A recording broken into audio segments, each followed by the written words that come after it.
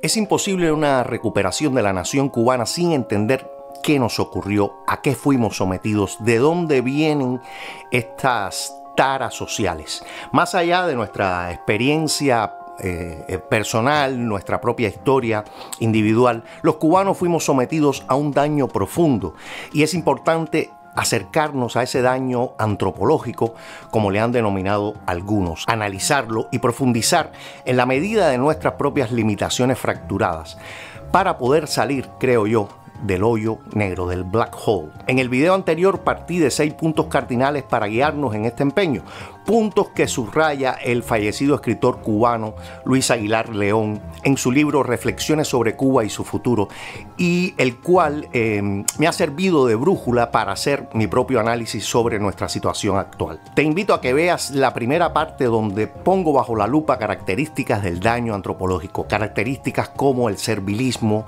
el miedo a la represión y el miedo al cambio. Hoy, mis amigos, quiero que nos acerquemos a las otras tres.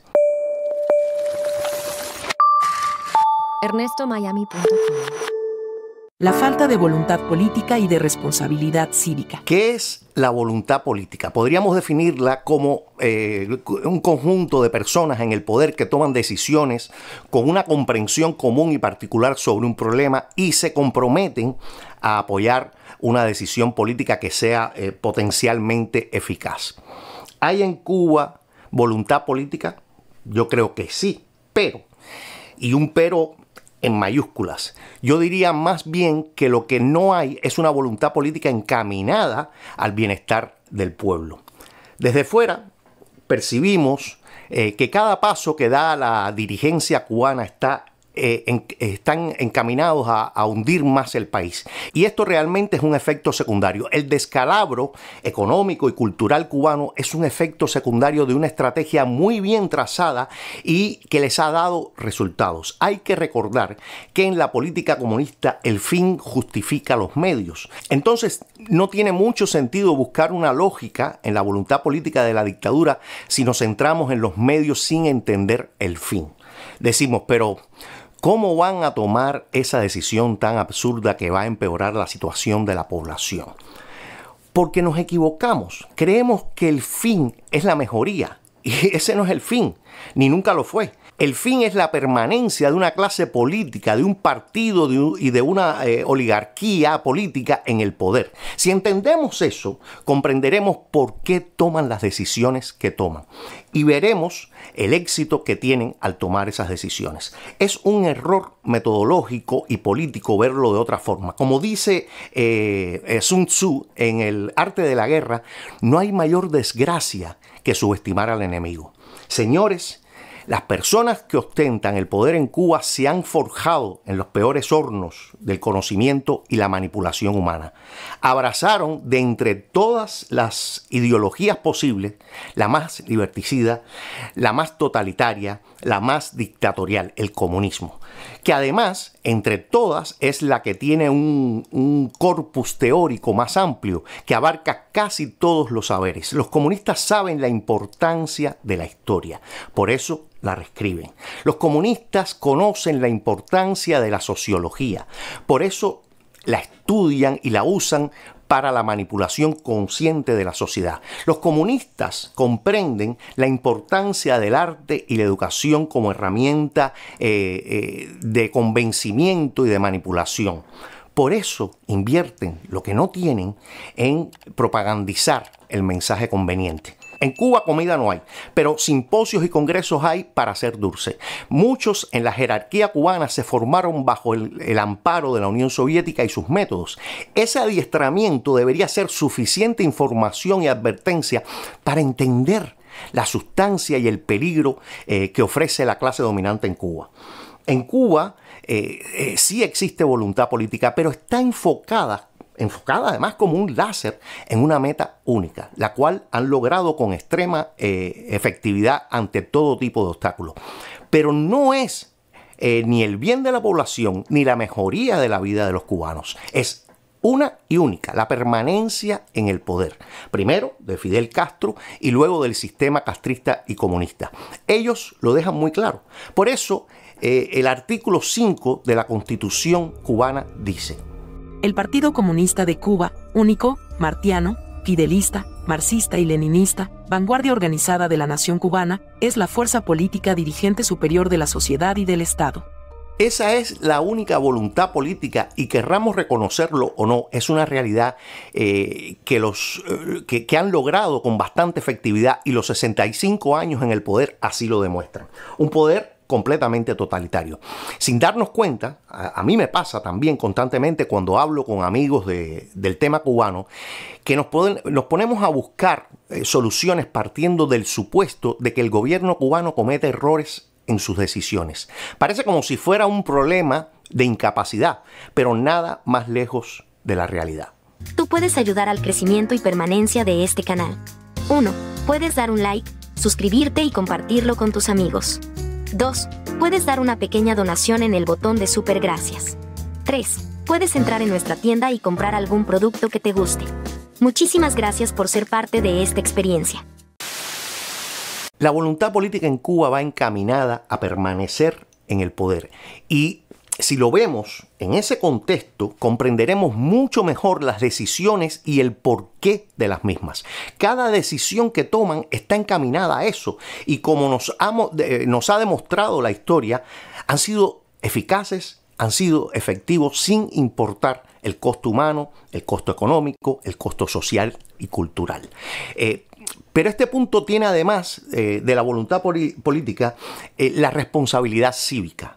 En cuanto a la responsabilidad cívica, es más escasa en Cuba que la carne de res, porque se borró, se mezcló y no quedó nada que fuera civil, cívico o ciudadano, fuera del marco de la revolución. No hay verdaderas instituciones civiles y cívicas en Cuba fuera del contexto que provocó la revolución. El individuo no se percibe como ciudadano, se es o no revolucionario.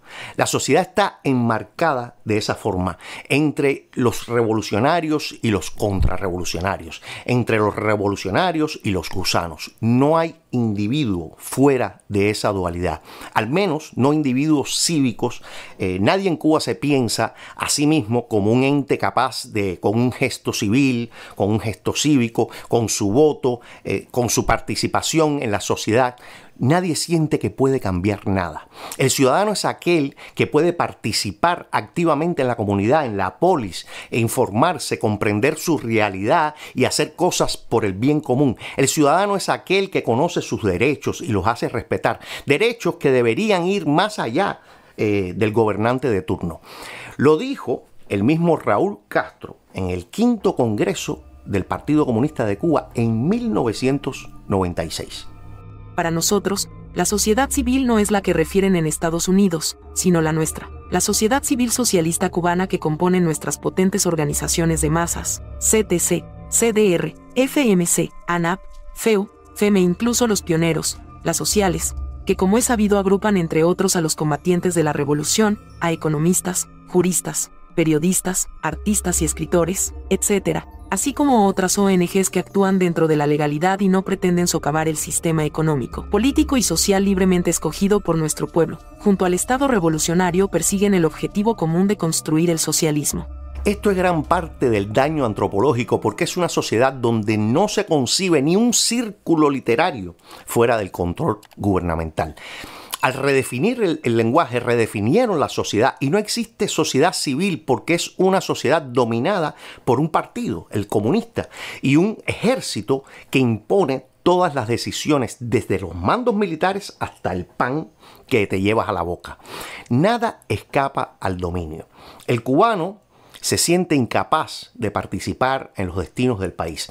Carlos Marx teorizaba sobre la enajenación de la clase obrera en el capitalismo, pero realmente, sin saberlo, hablaba de la enajenación del individuo en el socialismo. El individuo en esa sociedad está completamente enajenado. Le dicen que él es dueño de los medios de producción, pero no tiene nada. Le dicen que es parte vital de una sociedad de trabajadores, pero solo puede participar en ella con una condición aborregada y sumisa. No tiene ningún poder. El poder le es tan ajeno que termina enajenándose de la propia condición humana, porque el sistema le despoja de esa condición vital. Si eres un individuo, estás condenado al ostracismo, y ese ostracismo nos lleva al siguiente y doloroso punto: la desesperanza y el desarraigo.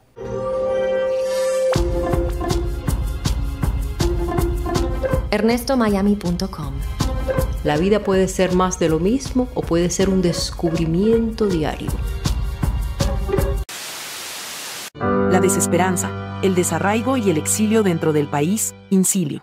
La desesperanza y el desarraigo son temas claves en el daño antropológico que ha provocado la Revolución Cubana y sus décadas en el poder. Ambas características son causa y consecuencia en sí misma. Es un bucle, porque son provocadas por el servilismo, el miedo, la ansiedad y la vida en una sociedad sin individuos, sin ciudadanos, en una sociedad preñada de ideología y militarismo. La desesperanza y el desarraigo a su vez son la causa de nuevos daños y rupturas de la esencia humana. ¿Qué hace a una persona esa persona? Pregúntate eso. En un cuerpo inerte parece el ser querido que carece de algo, que carece de vida. No parece quien era. Un enfermo de Alzheimer deja de ser aquel familiar conocido porque al perder la memoria ha perdido gran parte de quien fue. Así también se mata a un pueblo. Si quieres a un pueblo sometido, debes borrarle la memoria, desarraigarlo. El castrismo creó una Cuba con Alzheimer a la que le han borrado su pasado convenientemente y con toda intención. Pero es peor aún. Es mucho peor, porque no es que se olvidó la historia, sino que se creó una nueva. Se implantó una narrativa favorable que propiciara la obediencia, que propiciara la autocensura. El desarraigo fue provocado, no fue una cosa casual ni circunstancial. Desde el primer año de la revolución comenzó el proceso, porque sabían que un pueblo desarraigado se convierte en un pueblo estático, en un pueblo dócil. Por eso se fracturaron los lazos familiares, ya fuera enviando a los niños lejos de sus padres, las campañas de alfabetización, las escuelas al campo, las becas, todo ello para triturar los vínculos y los lazos afectivos. Los únicos afectos eran aquellos al sistema y por supuesto a sus líderes. El desarraigo trae en los individuos una crisis de identidad. Trae enfrentamiento en la familia, desconfianza de los amigos, la pérdida de la cultura. Por eso era vital sustituir la religión imperante por una nueva religión laica. En Cuba no existe futuro, no hay mañana. Y aunque sea doloroso, debemos verlo tal cual, tal como se nos presenta. Es una sociedad donde el tiempo futuro posiblemente se reduce a horas. En el caso, por ejemplo, de dónde voy a conseguir la siguiente comida, podré llegar a tiempo al trabajo como está el transporte, tendré electricidad esta tarde. Lo básico para cualquier sociedad moderna del siglo XXI en Cuba es prácticamente un lujo. Esto hace que el tiempo futuro se reduzca a lo inmediato. Pocas cosas, por no decir ninguna, se pueden planear en Cuba a mediano o a largo plazo. La inflación provocada por las políticas mentecatas de los que sostienen el poder hace imposible vivir de tu trabajo y mucho menos ahorrar. El ahorro es una actividad que necesita futuro. Sin una economía medianamente sana es imposible pensar en términos de futuro, y sin una visión, sin un mapa del futuro, no tiene sentido tener esperanza. Tu escaso salario, que apenas alcanza para unos días del mes, se diluye entre las medidas de reordenamiento económico, bancarización y sobre todo la impresión de moneda a diestra y siniestra. Necesitamos un Ministerio de Economía y Planificación más fortalecido, dice el primer ministro. Y esa afirmación es exactamente el problema. No, camarada primer ministro, usted, si de verdad quiere mejorar la economía del país, lo que necesita es libertad económica, lo que necesita es libre mercado. Dicen que rectificarán políticas que no les han permitido avanzar. políticas que ellos mismos, como si fuera una experiencia económica nueva que no existiera en el mundo, son políticas que ellos proponen, que ellos implementan, que ellos mismos fracasan y luego dicen que son los indicados para arreglar el problemita. La persistencia en el socialismo, a pesar de toda la evidencia teórica y empírica, es el sustento de la miseria económica, política y social. La desesperanza y el desarraigo es evidente. Hay que mirar las estadísticas, señores. Solo a Estados Unidos llegaron, principalmente mediante la vía de Nicaragua, el cruce de varias fronteras hasta llegar al sur norteamericano, llegaron 425.000 cubanos huyendo del desastre y el daño. Esto sin contar las muchísimas otras vías y los muchísimos cubanos emigrados que van quedando en otros países, que además no son pocos. Muchos creen que la motivación es económica. La dictadura prefiere esa narrativa porque se inserta dentro del movimiento de migración económica que ocurre en todas partes del mundo de manera orgánica. Pero mis amigos, no es así. Es una migración política. Lo económico es solo la superficie, es solo lo que se ve. Si las personas no tienen que comer y viven con menos de $2 diarios, es lógico que busquen mejores horizontes. Lo hacen todos los desplazados económicos de todos los países. Pero el caso cubano es distinto. Veamos. Busque otro país donde los profesionales escapan. No pocos los cubanos, no son pocos los profesionales que escapan, salen en torrentes. Lo que le llaman la fuga de cerebro, término que a mí me parece una gran estupidez, porque es como si los individuos fueran propiedad del Estado y cuando deciden tener mejor vida profesional en un país mucho más rico, dicen que se fuga, como si fueran unos presos. Pues la mal llamada fuga de cerebros ocurre cuando profesionales de un país más pobre encuentran mejoría y amplían sus horizontes dentro de sociedades más prósperas. ¿Cuántos doctores mexicanos están de techeros en Estados Unidos?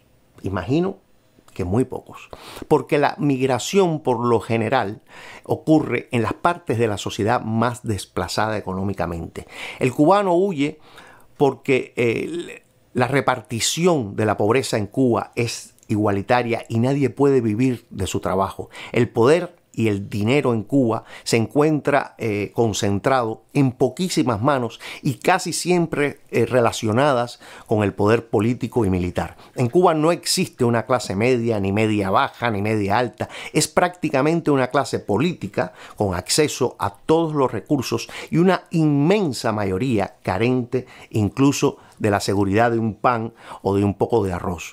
Una isla rodeada de mar que cuenta con 6 salinas principales y en Cuba no hay sal. Porque la esperanza que queda en Cuba se reduce a pocos puntos donde el esperanzado puede ver cierta luz al final del túnel. 1, que su familia en el extranjero lo ayude, que es un eufemismo de que lo mantenga. 2, escapar por cualquier medio posible, avión, balsa, cruzar la selva o casarse con alguien que tenga un pasaporte que no sea el cubano. Escapar hacia cualquier parte del mundo donde ampliar sus horizontes, incluido Haití. Y 3, lograr un parol a Estados Unidos.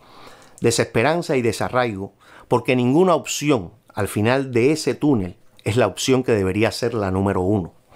La opción de mejorar su situación en su país, con su familia, con sus amigos. Es un país que no puede participar de una sociedad civil porque no existe. Como vimos antes, todos los estratos de la vida están orientados por el Partido Comunista y secuestrados por el poder. El ciudadano está desarraigado en su propio país porque no puede participar libremente. O te conformas como parte de un sistema rígido y predefinido, o tu salida es el exilio. El envejecimiento de una población donde los jóvenes y los no tan jóvenes se van, donde por ejemplo en la provincia de Cienfuegos en el 2022 se reportaron más abortos que partos. Un país donde la tasa de suicidio ha aumentado década tras década, llegando por momentos hasta el 23%. El aumento de la depresión, y me refiero a la depresión clínica, no a una tristeza pasajera. El uso de sustancias químicas para sobrellevar el destrozo y el daño, desde el crecimiento en el consumo de alcohol o alguna de las sustancias preferidas por los de la tercera edad para calmar sus penas, como el meprobamato y el clorodiazepóxido. El que tiene más suerte y recursos apela a la trifluperacina. Los jóvenes prefieren doparse con diferentes mezclas, desde la hierba, la tradicional marihuana, a la ketamina. Ya sé que me vas a decir que el abuso de las sustancias no es una singularidad de Cuba, pero te estoy presentando el panorama general donde debo incluir como una serie de factores no solo están presentes, sino que se van agravando con los años. La desesperanza y el desarraigo hace que las personas se exilien, y el que no logra escapar de Cuba se exilia en su propio país, se incilia. El incilio es una forma de desarraigo desgarrador porque el individuo se exilia en su propio país, se esconde completamente devastado en la indolencia y en el desinterés hacia los temas de su propia comunidad. El alma se dobla sobre sí misma como una prenda de vestir que se abandona en un rincón. El cubano se incilia hacia la soledad de una experiencia y de una existencia árida y estéril.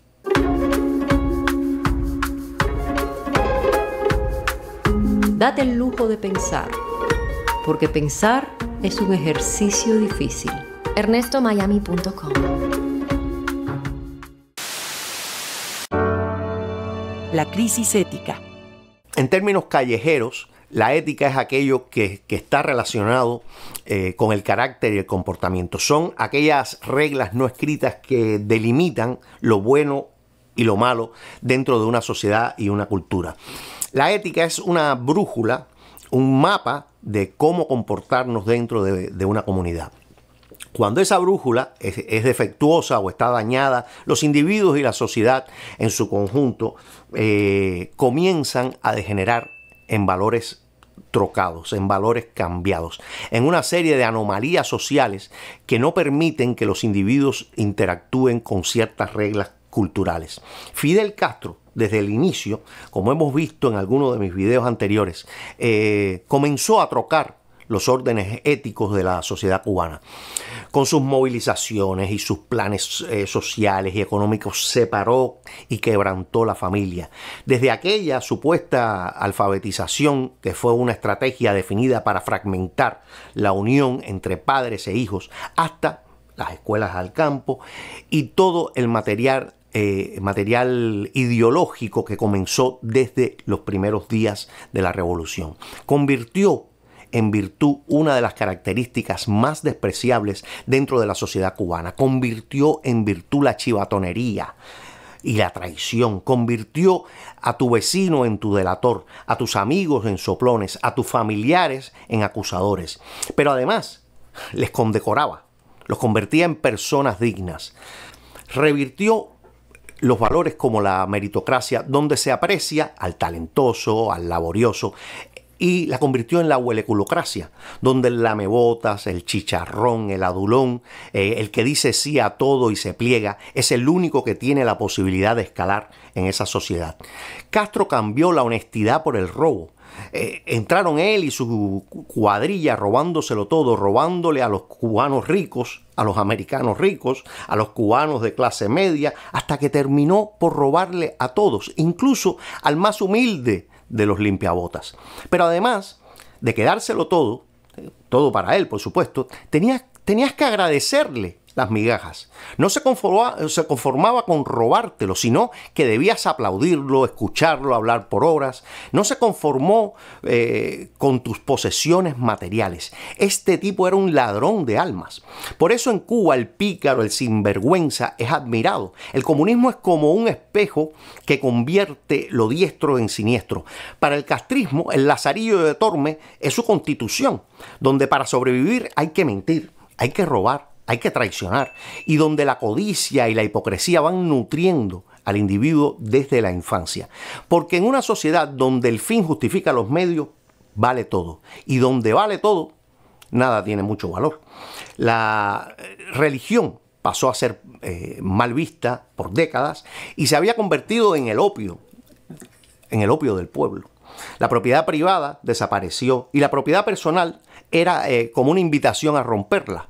Una sociedad sin amabilidad, donde ser amable es como ser un poco flojito de piernas. Así que el gracias, el de nada y los buenos días se convirtieron inmediatamente en atavismos burgueses. Todo vestigio de civilidad y cortesía fueron desapareciendo y se entronó la grosería, la insolencia, la vulgaridad. Como definió el arquitecto cubano Mario Coyula cuando dijo que luego de 1959 los valores burgueses fueron defoliados y a falta de siembra, en ese terreno defoliado, en ese terreno yermo, prosperó la mala hierba. La prostitución, que antes de 1959 estaba condenada a barrios específicos, las llamadas zonas de tolerancia, se esparció por toda la geografía de una manera tácita a partir de los años 90. Lo vendieron como una consecuencia de la apertura del país al turismo. Yo, sin embargo, lo percibo en sentido contrario. Creo que la prostitución, la cual pasó a llamarse de manera popular como jineterismo, no era una consecuencia del turismo, sino un menú para atraer el turismo. Un país que había perdido su memoria de emporio turístico en los años 50, de pronto se abre al mundo y lo que ofrece es una Cuba detenida en el tiempo que vende la nostalgia entre un pasado republicano y el socialismo que empezaba en ese momento a desaparecer. Un turismo mitad pañoleta de pionero, mitad Aima Mainé, parte Chevrolet, parte Lada. Y cómo no, un fuerte y atractivo turismo sexual, que además con una gama en la oferta que podía ir desde la pastillita del barrio hasta una universitaria, desde sexo en un rincón hasta una compañía al mejor estilo geisha. El mismo Fidel Castro llegó a decir con tremenda desfachatez: nuestras prostitutas son las más cultas del mundo. Una prostitución además extremadamente barata. A veces el precio es una buena noche sin pasar hambres y apagones, o por un par de jabones, o por cualquier baratija. Las más hábiles lograron casarse y lograron escapar. Pero la semilla de la prostitución, del jineterismo, se sembró mucho antes, en una sociedad fracturada donde la austeridad, la paciencia, la templanza, la prudencia, la disciplina y cualquier forma de contención era vista como un valor burgués que había que erradicar. No por gusto, el aborto se ha convertido en las últimas décadas en el anticonceptivo de preferencia. Los números, además, señores, son alarmantes. ¡Abajo los derechos humanos! ¡Viva la revolución! ¡Abajo los derechos humanos! ¡Abajo! Que yo me cago en la madre de todos los derechos humanos. ¡Esto es una mierda! ¡Abajo la contrarrevolución! ¡Abajo! ¡Abajo los que le siguen al juego la contrarrevolución! ¡Abajo! ¡Abajo la usadera! ¡Abajo! Si hay un coro que pruebe, demuestre y subraye el daño a un pueblo, es ese grupo de revolucionarios gritando abajo los derechos humanos. Es un canto a la destrucción y a la vileza. Y lo peor es que esa convicción es peligrosísima porque no deja opción a la vida y al florecimiento. Es socialismo o muerte, una consigna que pretende que el ser humano escoja entre la miseria y la muerte. Aquella canción de Pablo Milanés lo dejaba claro. Todos gritarán, será mejor hundirnos en el mar que antes traicionar la gloria que se ha vivido. ¡Qué gloria! ¡Qué gloria! ¿Quién dijo que todos preferimos hundirnos en el mar? Mis amigos, me es imposible abarcarlo todo. Sirva este video como un repaso general de algunas consideraciones que creo oportunas para entender el daño antropológico que varias décadas de totalitarismo, socialismo y comunismo han dejado en Cuba. Es un tema al que regresaremos muchas veces, profundizando cada vez más en las causas y consecuencias de ese daño. Dejo sobre el tapete un par de preguntas que puedes responder en comentarios dejándome tus puntos de vista. Preguntas que también iré analizando en próximas entregas. ¿Es el daño antropológico un daño reversible? ¿Qué necesitamos como nación para rescatarnos? Estas interrogantes y muchas otras son cuestiones que debemos resolver si queremos salir del largo bache en que nos metieron y nos metimos. Muchas gracias por tu compañía. Si consideras que esta información es valiosa, suscríbete, comparte. Y si no es mucho pedir, regálame un like. Y recuerda siempre, vive y deja vivir.